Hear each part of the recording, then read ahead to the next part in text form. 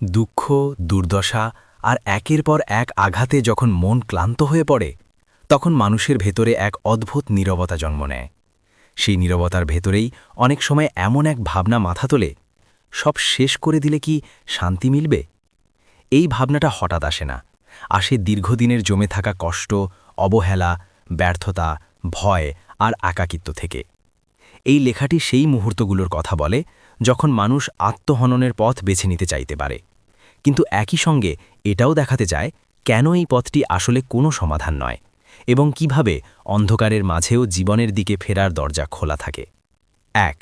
কষ্টের উৎস। কেন এমন ভাবনা আসে? মানুষের কষ্ট একরকম নয়। কারো কষ্ট দৃশ্যমান, দারিদ্র্য, অসুস্থতা, ঋণের বোঝা, সম্পর্কের ভাঙন। আবার কারো কষ্ট অদৃশ্য, অবমূল্যায়ন, অপমান, দীর্ঘদিনের একাকিত্ব, নিজের ভেতরের যুদ্ধ।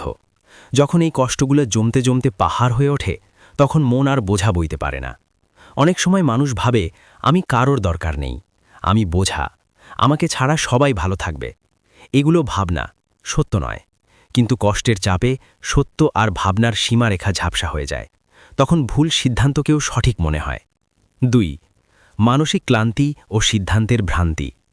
চরম মানসিক ক্লান্তির সময় মানুষের বিচার ক্ষমতা ক্ষীণ হয়ে যায়। ঠিক যেমন খুব ক্লান্ত শরীর ভারী জিনিস তুলতে পারে না, তেমনি ক্লান্ত মন বাস্তবতাকে ঠিকভাবে ধরতে পারে না।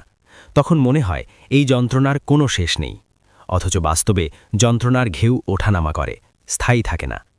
এই অবস্থায় নেওয়া সিদ্ধান্তগুলো বেশিরভাগই ভ্রান্ত, কারণ সেগুলো নেওয়া হয় ভবিষ্যৎকে না দেখে, কেবল বর্তমানের তীব্র যন্ত্রণাকে থামানোর তাগিদে।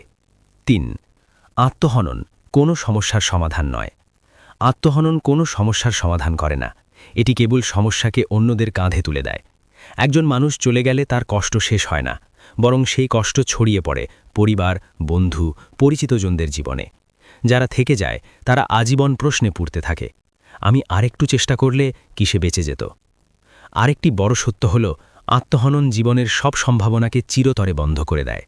যে পরিবর্তন আজ অসম্ভব মনে হচ্ছে সেটাই হয়তো আগামীকাল জীবনের মোড় ঘুরিয়ে দিতে পারত। ৪. আশা কেন এখনও সম্ভব? আশা মানে এই বিশ্বাস, যা আজ ভাঙা তা জোড়া লাগতে পারে, যা আজ অন্ধকার সেখানে আলো ঢুকতে পারে।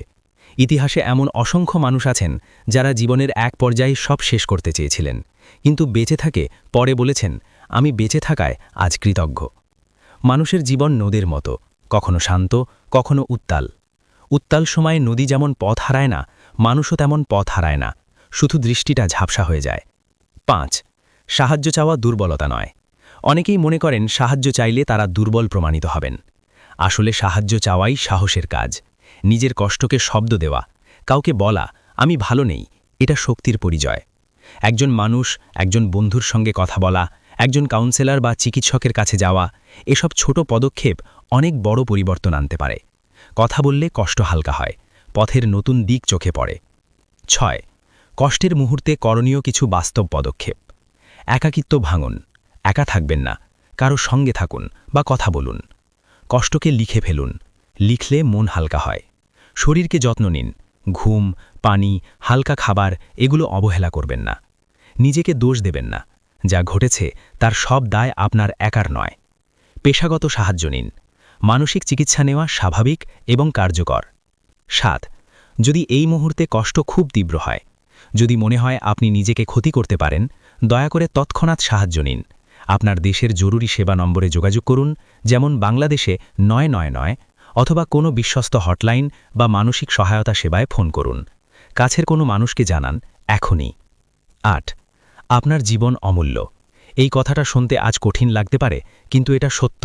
আপনার অস্তিত্বের মূল্য আপনার কষ্ট দিয়ে মাপা যায় না।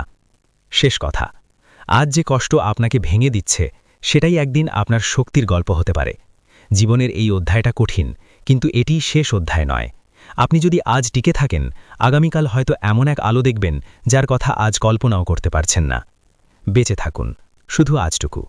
আজ বেরোলেই আগামীকাল আসবে।